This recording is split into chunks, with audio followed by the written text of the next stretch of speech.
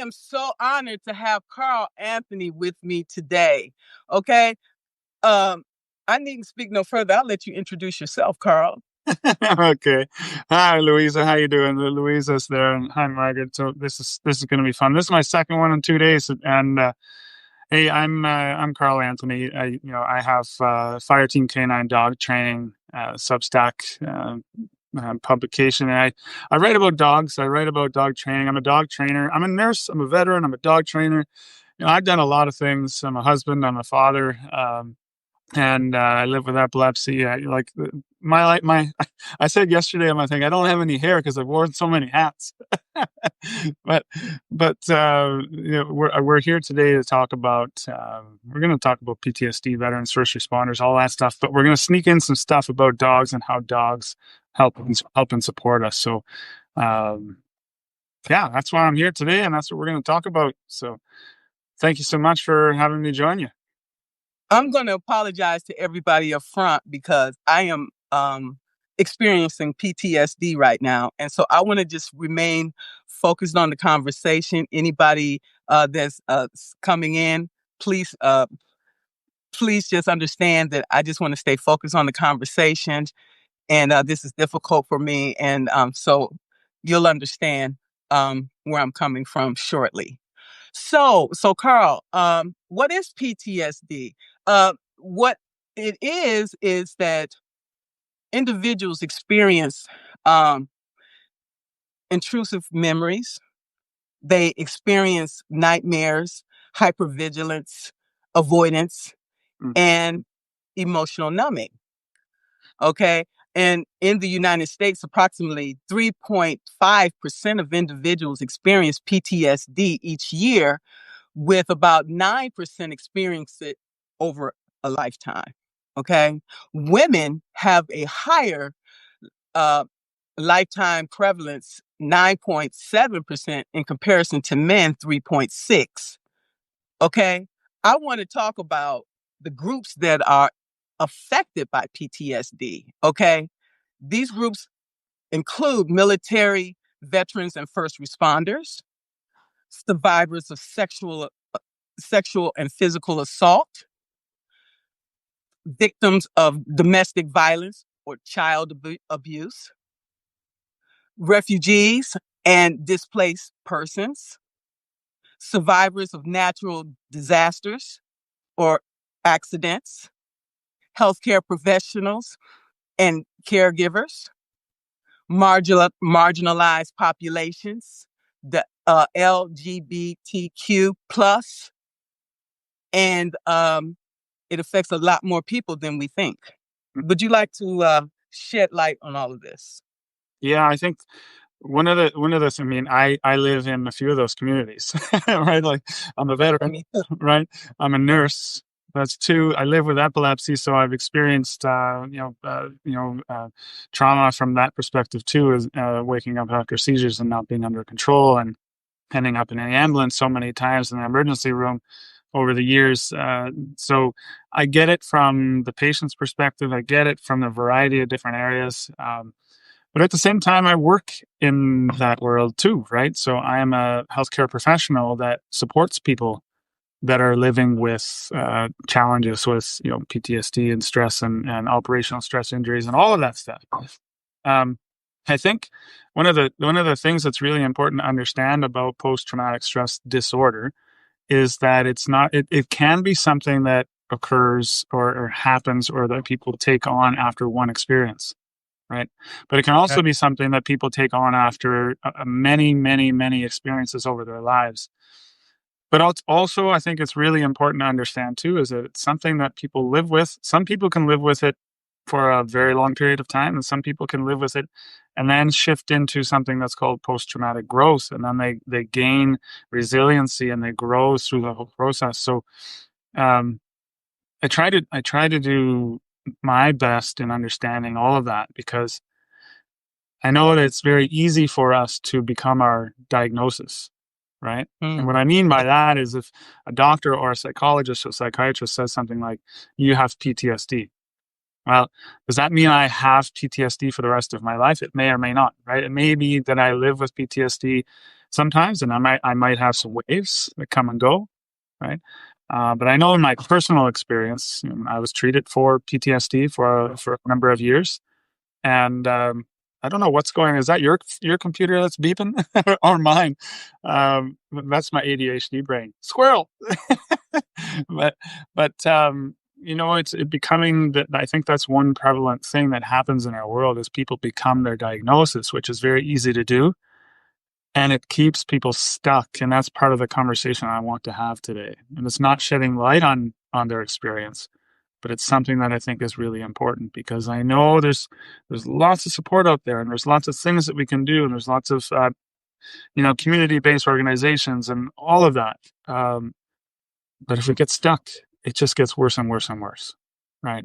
So that's Absolutely. that's an important piece of the conversation. Perfect. Now, one thing that struck out to me, something you said, post-traumatic growth. Now, talk to me about that. Yeah, I talk about that from personal experience. So when we experience post-traumatic stress and our body and our brain and our mind and our body doesn't understand the difference between physical, emotional, spiritual, and what's the other one? Physical, emotional, spiritual, mental stress, right? It's just stress, and it all adds up over time. So if we don't get help, if we don't talk about it, if we don't move our body, if we don't eat well, if we don't sleep well, if you don't do all the things that we need to do to shift and change that experience that we have, then we'll just keep living in that forever, right? But Right. what happens in our experiences if we're attached to people and we're exposed to things and read books and watch videos and get a dog that can help us through things, um, then all of a sudden we shift from like I like to talk about this in the growth spectrum. Like we end up in a ditch, but then somebody reaches in and helps us out. Like we have to be willing to grab that hand and be pulled out. And in that process, we can grow through the experience that we've had thus, like leading up to that point, right? And Yes. that post traumatic growth is like resilience, right? It means that we've grown through our experiences, and now we're not better for it, but we've recovered, we've become stronger, and now that we like that stuff is in the past, right? It doesn't mean it Right. was never happened to us. It happened Right. and it Right. impacted us, but we've now grown and we've become something different because of it. It's like the what is it? The caterpillar that becomes the butterfly, right? Without the Absolutely. stress, right? It Absolutely. can't become something else. Right.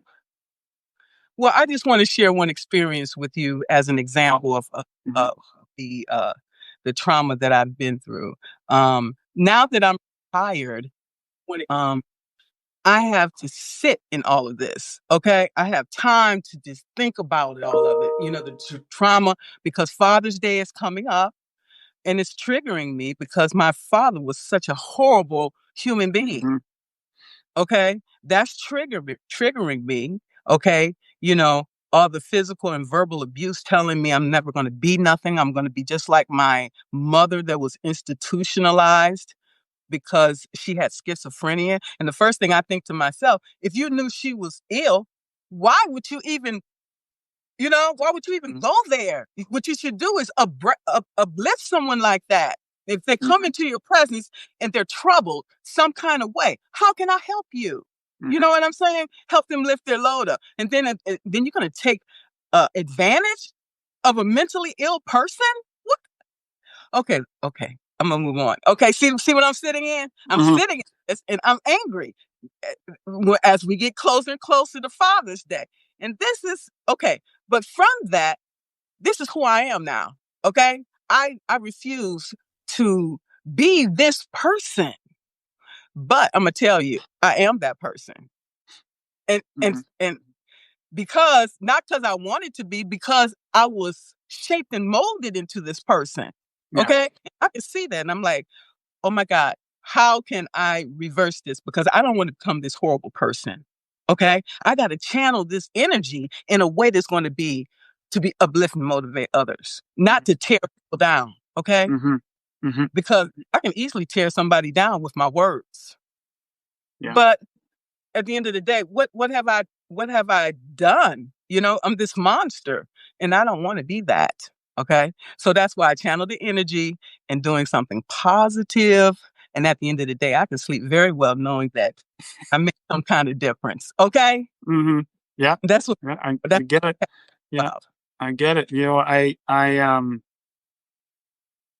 Man, I used to have nightmares just about every night, for many, many, many years. Waking up in a complete sweat. I'd have to change the sheets in the bed and everything else. And then there was two nightmares that I had, and they were related to living with epilepsy, right? So as a soldier, I went to Bosnia. I started having seizures in Bosnia. I got dumped from the military. That was another whole experience that added to that whole experience, right? But then these seizures that I've had over the years, I'm lucky to, like, by the grace of God, I'm still alive. I totally believe that. I had hands on me many times in my life, and there's a reason why I'm here, right? God saved me many times. I didn't know that until a couple of years ago, and then I finally realized, like, okay, yes, like it's been here with me the whole time. But so I can spare you all the details of the seizures that I've had and the places that I've had them, and being inches away from death, honestly. But the nightmares were related to all of that, right? Waking up, so in my nightmare, waking up in darkness in like a crowded, dark streets where there's traffic everywhere, people honking their horns, throwing things at me, and me trying to navigate that whole system. Those continued, like there's that one, and then there was another one that was somewhat similar, but those nightmares continued for years and years and years until I finally decided that I needed to talk about this.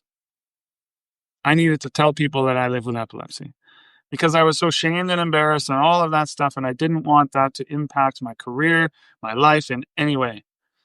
But what it was doing was holding me back in so many different ways. I decided to start talking about it. And then I talked more and I talked more, and then I accessed various different resources, and I found a community of people that understood me. And then suddenly the nightmares started to go away. That, that's amazing. And when I found you on Substack, you were on Christy. I can't remember Christy everybody. Keller. Christy Yeah, Keller. thank you. When I saw that, I'm like, yes. It was like you were calling for me, from the universe. And yes, I was captivated. And I like, Mm, I got to get with this brother because because I'm suffering and you understand. And see, I'm gonna tell you, I still have nightmares about this one specific other uh thing here, which is, I was in Israel, okay, flat out. mm, And I had just got off the plane, okay, from the United States. So that's like a 24-hour flight, okay? I was exhausted. You've ever fly internationally, you're going mm, in between time zones, okay? mhm, And Israel is like 24 hours ahead of the United States. So when I get in, I went to sleep, okay? And all of a sudden I heard somebody bam on the door.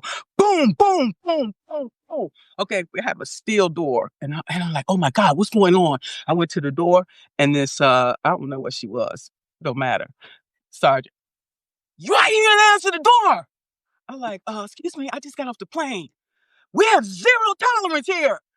You have 15 minutes to acknowledge your existence. Might as well, because over there, the sirens mhm. go off. The Oh mortar's yeah. coming from Gaza. So you're gonna have to find somewhere to, you know, Hmm. get covered. So I'm like, oh my God. I was like, oh my God. I'm like, I just got here, lady. She's, I'm like, oh my God. And so I still have nightmares. I wake up in the morning and I can still hear somebody pounding on the door. And I wake up, my heart is beating and everything. Because when you overseas, you have to be on 24-hour notification. If Yeah. anything go off, you got to answer in 5 minutes. If you don't, they'll come and knock your door in. Hmm. Okay, they don't play. They have their, because when you're overseas, the State Department is responsible for the Corps of Engineers security. We work together as a team. You know what I'm saying? We keep Hmm. everybody informed. When you're dealing with all the security and safety measures, you don't know what's going to happen when. So you need to be about yourself. Okay. So I had all the time I was overseas, basically, it's like that. 16 years I spent overseas. Okay. And being in that situation and coming back to the United States, it's like, man, I can take a deep breath. But lo and behold, lo and behold, I didn't, because then I ended up with a toxic supervisor that was on my neck like 24/7. What is this? What did you do? This and that and the other. Okay, and so it was another iteration of all of this. So now I'm having flashbacks about my childhood, about my time in the military, about this everything, and then other things pile up on top. Life don't stop, they keep piling on, keep piling on, and then after that, it's like one straw that breaks the camel's back. Don't Yeah. talk to me when I'm under pressure or I am frustrated about something. I'm gonna talk to you later. I'm gonna avoid that conversation because it's not going to be pretty, and you're not gonna like who I am. Okay, so I avoid these conversations, and people are like, why you don't want to talk? I'm like, baby, you don't want to talk to me right now. Trust and believe. Hmm. Okay, so yeah, I'm with you on that. Hmm. So being out in nature, okay, I'm being more calm. I have not one but two dogs now, okay, because my golden retriever, he was just all by himself. I felt like he was just slowly going down. And I'm like, okay, I'm gonna get this Great Pyrenees because I've been read anything I'm interested in. I want to find as much information as I can, look at reviews and everything. We do our homework. Hmm. Okay, before we go. Okay, Yeah. where's our exes at? I'm not going anywhere until I know where the X is at. If it ain't but one X, I'm not going in there.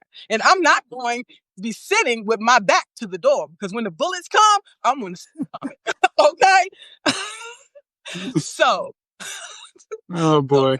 Yeah, I so get you. it's hard for me to get out of this military mindset and be authoritative because that's how you move ahead. That's how you get ahead in life. You don't ask, you ask for forgiveness. You don't ask for permission. And most times I'm not going to ask for forgiveness either because what I'm doing, I know is right and I'm going to move forward, Yeah. like it or not. So, So, yeah. so with that all being said, you have various forms of dog assisted therapies. You have, service dogs, you have broader, animal assisted interventions. And some of the interventions, therapeutic interventions would include EMDR or, prolonged exposure therapy along with dog assisted interventions. Can you please talk to me about that? Absolutely. Some of the, I mean, dogs are amazing creatures, and we also have equine therapy too, right? And one of the really cool things about working with an animal, especially for people who are struggling with a mental health challenge, right? Whether it's PTSD or something else, it's hard. It's difficult for us to get outside of ourselves because we like our bubble shrinks so much when we're in that fear state, right? Like when we flip our lids, right? And this is our reptilian brain, right? This is the frontal cortex. We flip our lids, and then we're living here rather than living in that frontal cortex and being able to sort of make sense of our world. But what happens when we're working with dogs, and whether it's a service dog or whether it's our own pet companion dog, or it's an emotional support type dog, um, we have to be focused on that animal, right? Because nothing is going to work if we're not focused. And I was talking about this yesterday, where the person that's walking down the street and they have the dog pulling them on the leash and they're on the phone. There's no connection there, right? Right. Right. And so when we're working with dogs, some of the things that we can do is we can teach the dog specific tasks that support us when we're in a specific state. So for example, one of the things I taught my dog is if I'm like I usually do it on my leg, but if I'm scratching on my leg, my dog will come in and nudge my hand away, right? Because she recognizes that that's an anxiety or an anxious type behavior, right? It's not a normal behavior from me, right? I might be fidgeting, I might be, breathing heavily, that type of stuff. My dog will come into my space and interrupt that behavior. So a lot of service dogs, the psychiatric service dogs that a lot of people have for PTSD and anxiety and that type of stuff, that's what they'll be taught. That's one example. Another example would be pressure. right? I've taught my dog, like, I can, whether I'm sitting on a chair or laying on the floor, right? The dog can create pressure on me, right? One way that we do that, we can put a medicine ball in our chest and lay on the floor and work with heavy breathing, and it teaches our body to sort of regulate our breathing system and go back into a parasympathetic nervous system rather than being in the sympathetic fight or flight. So when a dog comes on us, there's not only pressure on our body, but there's also that connection between one being to another, and there's the breathing between the two of us, and we can sort of almost sync that experience. Then there's the oxytocin release and all of that stuff, and it tends to sort of calm somebody down, right? Another thing that's an example that we teach with dogs is the block and cover, right? So if I'm going to be in a line somewhere, let's say I'm at a busy hardware store and I take my dog with me. My dog is not a service dog, but I've trained her with service dog tasks so that when I don't feel comfortable with the person in front of me or the person behind me, I can place my dog in that situation so there's a barrier, right? So there's a block, she's blocking the person in front of me. There's a cover, she's covering the person behind me. As as soldiers, we understand that, right? That's our fire Yeah. team partner. That's why my business is called Fire Team Canines. She's my fire team partner, and I've worked with her to develop those tasks. But just like anything else we do with a dog, teaching it how to walk on a loose leash or having it go up, be very calm when people come to the door, all of that stuff. It requires complete focus in on one situation, me and the dog, right? And so that is the process. Like it's the same as when people work with horses. Like that's a big animal. And if they sense our energy is not suitable for the connection between the two of us, they'll move away, right? They'll react to it. Same as a dog, right? My dog, if she's not sensing that we're in the right state, she won't work well with me. So that forces me then to connect with myself and get grounded, so that I can work with my dog in a way that something productive can come out of that. I love that because my dog sense it too. They like, oh, she's upset right now. We're gonna stay out of her way. And I'm Mhm. like, okay, if they sense it, I think I put myself in check. Okay. And how I put myself in check, I'm always looking in the mirror and I'm taking a deep breath, bringing myself back to the present moment.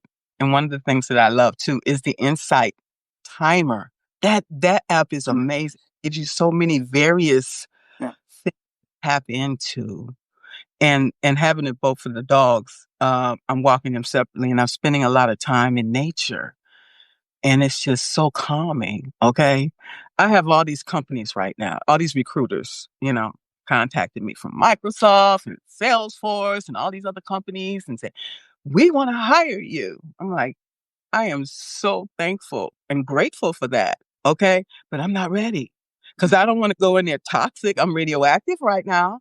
And I don't want to go in there and if you tick me off about something against one of my principles or my values, I'll tell you, you can take this job and shove it because I'm in a position that I can do that. If I walked Yeah. away from $130,000 job, whatever you have to offer is nothing. Okay. Mhm. If it's going to bring me chaos or anything that's away from what I'm trying to achieve, then I don't want it. I don't want it. I don't Mhm. want it. Yeah. Okay. I'd rather continue doing what I'm doing. Okay. I think that's a really important thing too. I've been involved with a variety of different veteran groups over the years, and during COVID, uh, you'll understand why I'm saying this based on what you just said. During COVID, I started a Zoom call, and we had veterans from all over Canada and the U.S. joining in once a week to talk about, just to talk about life, but also to communicate together and the people who had like minds or an understanding of each other's experiences, so that we can actually navigate what was happening during COVID, but also navigate, where we're at in our individual experience of transitioning out of the military, maybe, or leaving from a medical release from something, or being on leave because of one reason or another, or a nurse or a doctor or a respiratory therapist or someone working in the healthcare field during COVID, all of that stuff. We brought it all together. And it was a really neat experience because we all had something different that we brought to the table, but we understood it at a level, right? We all understood it. Like we had corrections officers nurses, we had veterans, we had people that were in special forces. We had it all. And we had amazing conversations. And a lot of the things that came out of these conversations were not only human connection and friendships that happened afterwards, uh, but it's tools. And so one of the guys that actually he continued this process after I stopped with it, and he was always calling it like tools in the toolbox. Like, what tools do you have? And so what you're talking about here is like having the right tools. And one tool you have is I got a pension. I can walk away from this, right? I'm not stuck to this, right? So I need to take care of myself, and that tool is that self advocacy, right? Another tool is nature. We talked about that already, right? That pulling that nature tool out. My wife knows that. I say I got to go for some nature therapy. Like I need to take the dog. I need to go down to the river valley here. I need to sit by the water, and I just need to talk to God, right? And that happens on a regular basis, almost every day here. Another tool would be breathing, right? We talked about that briefly already, and this is why I'm talking about it. In the hospital, I use it every day. We have patients that are coming in for procedures, and they're scared. They don't know what to expect. They might have read it on the internet. They might have watched a video on Google, but they haven't experienced it themselves, and so they're scared because they're scared of the unknown, right? And that's a lot of times what PTSD is too. It's like being afraid of the unknown. I can't control what this outcome is, so I have to create a bubble around me to control it, right? And so I always go to parasympathetic breathing, right? Breathing in through the nose for 2 seconds, hold for 2, and then breathing out for 4 seconds. And people's blood pressure and their heart rates come down, and then they can get their procedure done, and then they say, "Oh, that really wasn't that bad," right? And another thing too is to question that thought. Is that true? You know what I'm saying? Did I Yeah. like really bad? No, it's not true. Okay, Mm-mm. this is based on somebody else's. The work, the Okay, work. yeah, I want to talk to you about COVID because that was a very interesting time. And I seen how the government worked on that situation, and all the healthcare workers were on the front lines, and I see all of them that died as a result of trying to save some people that wasn't able to be saved. Who would save them? And it Mm. was just it was just something, okay, and it was so devastating, and we all had to work from home, okay, and that really messed with your mental capacities as well because you're not getting any personal connection with people. Now, Mhm. I'm an introvert, and it bothered me after a while, because I can only take people for so long. I'm just gonna be honest. I need a break. Okay, I'll talk to y'all in a minute. Mhm. I need to get my mental, thing together here. So, yeah. With that being said, um, yeah, it was uh, it was difficult times for everybody. Okay, Mhm. I wish I had had a Substack back then. I could have talked to somebody online. You know what I'm That's saying? right. Yeah. But yeah, and so it was very, very difficult getting getting through that period. A lot of people, okay, Mhm. because I was in Israel at the time, and basically they were the pioneers. Okay, they came up with stuff. Then they give it to their people first, and then the United States do their stuff. So I'm like, hey, I'm gonna do what I need to do. Okay, and so that's what happened. We got through that. Now, is there anything else that you would like to share at this time? Oh, there's lots of stuff we can share. Yeah, but you have little time because you have to go to work. Yeah, I got to go to work. No, you're talking about. So we're talking about COVID. We're talking about PTSD. We're talking about first responders, veterans, all of that stuff. But we're not leaving out the people that, as you alluded to this earlier, right? We're not leaving out the people that have had experiences in their life that don't fit in those categories, right? Maybe Right. somebody had a terrible car accident. Maybe somebody was abused as a child. Like there's all of that stuff, and it all fits. The one thing that's important to share and as part of this conversation is that it's a silent, invisible we'll call it an injury, right? Or Right. illness that people don't understand. They can't say, like, you look at me, and I'm a guy. I participated in sports all over the country and in the world, and I'm a very healthy guy. But underneath the cover, I struggled for many years. I really struggled. Drugs and alcohol were my numbing systems, right? I treated people poorly. My relationships in my life were awful because I was indifferent to managing and staying inside a relationship because I was afraid to get connected, right? And so a lot of these had built up for a period of time, and I think those are the important things. Like if you see somebody in a wheelchair, if you see somebody walking with a cane or crutches, or they have a prosthetic arm or whatever, then you can sort of understand that this person has an injury. But you see somebody like us who potentially who live with PTSD, who have lived with mental health struggles, um, you don't know, right? And so you don't know their experience, and then you can say like, well, why are you having such a hard time? I remember one day I was in Costco in the middle of COVID. I don't know why I decided to do that. Like, that's for one thing. I was going for groceries, and I just, for whatever reason, decided to go to Costco. That was a mistake.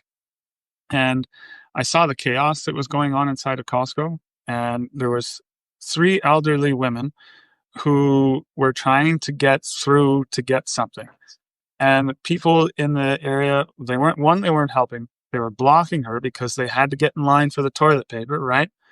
And so there was, like, I felt the stress, and I feel like perhaps there's some empath in me, but I felt the stress and worry from these women, like they were trapped. And it just built up. And then I had another experience like that. And I was trying to get through the line, but people wouldn't let me through the line because they were in the line for the toilet paper, right? Like, I was like, I just want to get over here so I can get, so I can get the potatoes, right? And nope, they wouldn't let me through because they were afraid I was going to cut in. And so all of this added up for me. And then it started to get me to feel like, oh my gosh, this is one of those experiences that I've had in the past. And then bam, everything shut off for me. And I had to take a moment. I ended up in an area. I was I was crying. I was breathing heavy. I had to call my wife. My wife is a psychologist. She calmed me down. She got me to connect with the five senses and the things that are in the environment and all of that. And I'm not embarrassed to share this, right? Like, I had an anxiety attack in Costco, in the heart of COVID, but it wasn't just because of that experience in that moment. It's because of my lived experiences all added up, and they all came to heart in that one space, right? And so if people don't have the support structures, and this is why I'm sharing this, if people don't have the support structures or the tools that they have in the toolbox, what do? They panic. They have the anxiety attack. They lash out in anger. They do whatever it is that they do to cope, right? Whether Right. their coping mechanism is a coping mechanism, but it might not be the right thing for them to do, but it is something for them to do. It's like a dog barking at another dog when they're on leash, right? They're barking to get rid of the other dog, right? The dog goes away and everything's okay. So we need to find ways to help and support people to find the right tools, right? And so one of the tools is talking to other people. Another tool is going out in nature. Another tool is breathing. Maybe it's faith, religion. Maybe it's spirituality, reading books, doing yoga, whatever it is. Fitness is a huge one, right? Being active, Yep. Yep. finding those tools and just continuing to come back to those tools so that we have the ability to practice the things that we need to practice for the moment that we need to have those skills, right? Absolutely. I have a similar experience I'd like to share with you.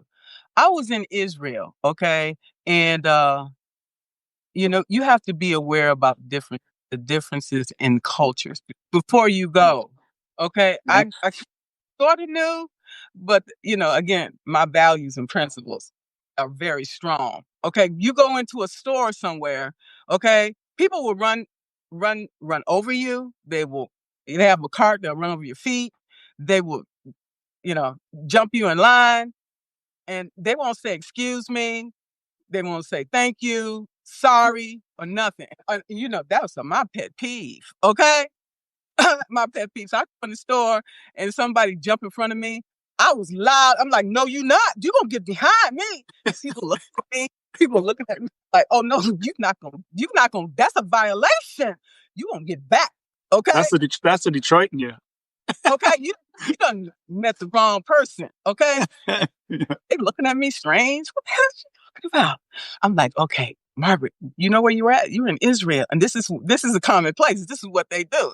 You American, you like you expendable. Okay, why are you here anyway? Okay, because you don't see that many people that look like me over there. So they like, oh yeah, work for the military, so she must be, okay, yeah, all right.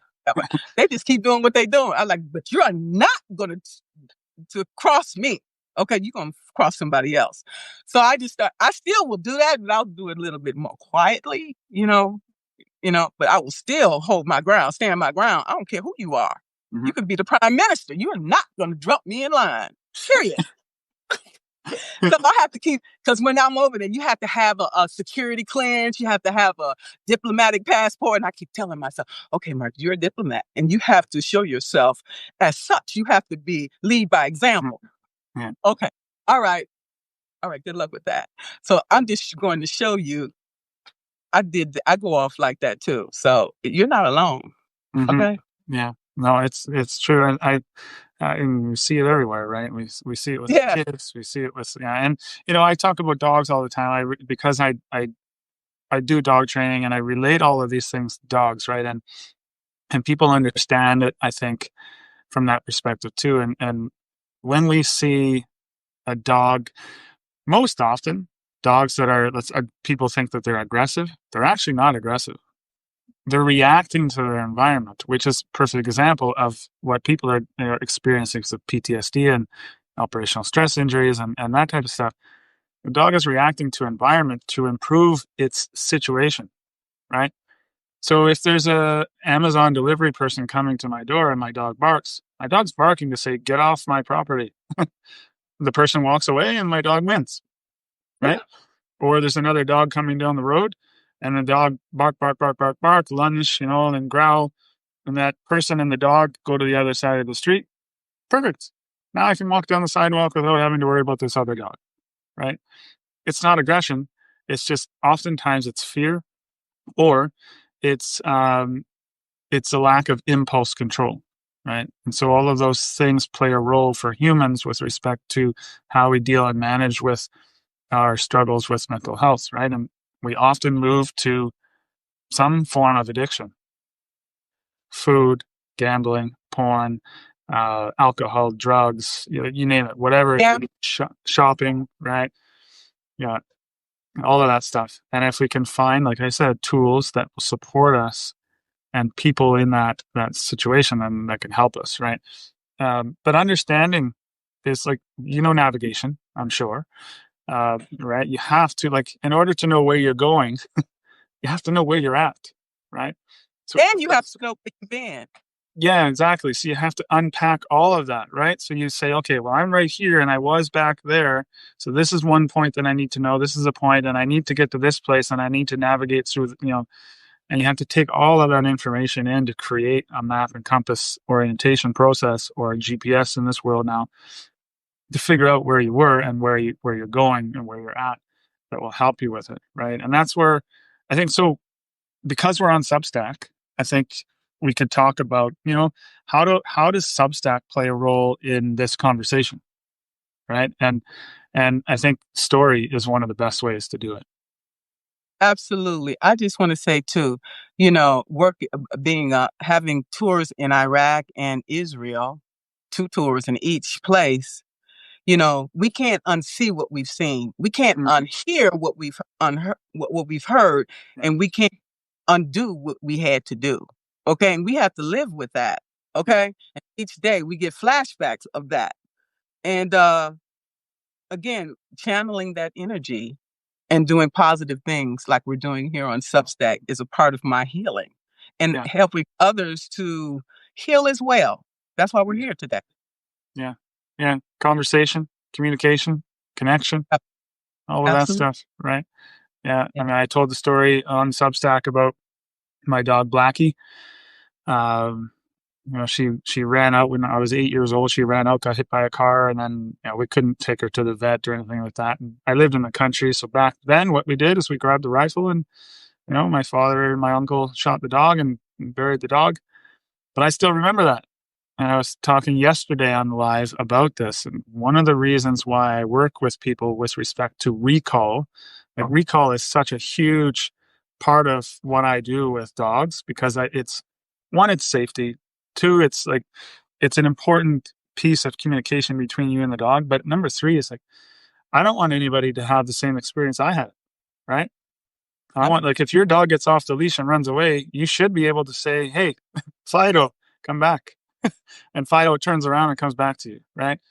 But if you can't, then there's a chance that the dog is going to run away, get hit by a car. It's going to get in a fight with another dog, or it's going to keep going and never come back. So that's why I use what I like story in Substack to tell these stories and catch people emotionally, but also to then help them understand that there's an important piece of the process and we have to build these tools. And it goes with same with the PTSD stuff too, right? Brother, I am so in awe of you and everything that you do. And I really love you. And because you know what I'm going through. And do you have any resources that you can give people to that where they can go for help? Well, see, I live in Canada, so, Oh, so it'll be different from, okay. but Maybe a place I, to be there. yeah. So for like, I mean, in Canada, there's there's the General Canadian Mental Health Association that then has like various different branches of things that are available. A friend of mine actually is one of the lead people in that organization in Western Canada, and what they do is they develop programs that people can go through on their own or with their organization. So they often go to like fire halls, police stations, healthcare places or military groups and that type of stuff. And they put the people through the education so that they have more tools, more understanding of how to use the coping mechanisms, all that. But it's all about education in terms of why these things are happening. And now here's what you do, right? So in Canada, that would be the place to go, is the Canadian Mental Health Association. And then you can funnel through all of the pieces that you can find. But then there's also various different organizations here that, like they're specific to veterans, first responders. Like there's Can Praxis, which does work with horses, right? There's Wounded Warriors Canada. There's Wounded Warriors in the U.S. too. Wounded Warriors Canada, I've worked with them quite a bit. We're raising money every year to, like we did a rucksack march every year. It still happens now. It's all across the country. I'm no longer involved in it, but every year they raise over $100,000 for Wounded Warriors Canada. There's a variety of different groups like that. I looked around on Substack.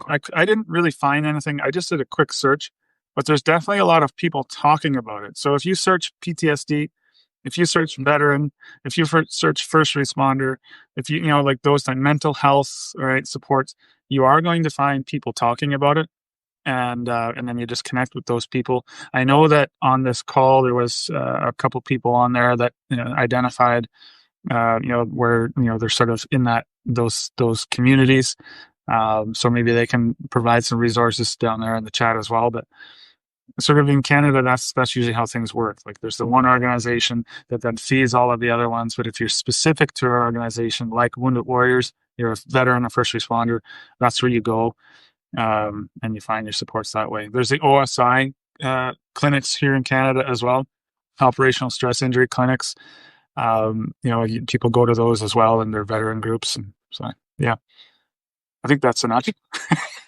Thank you so much. This has been truly a blessing for me and others as well who's suffering with PTSD. And I want to thank you for taking time out of your busy schedule. And I'm gonna let you go because I know you have to go to work. Yes, Thank I you. get to go. I get to go bless people in the hospital setting now. All right. So much. Thank All you. right, thanks, sister. Good to see you All right. again. You We'll see too. you All right. soon. All right. Bye-bye. Bye. Yeah.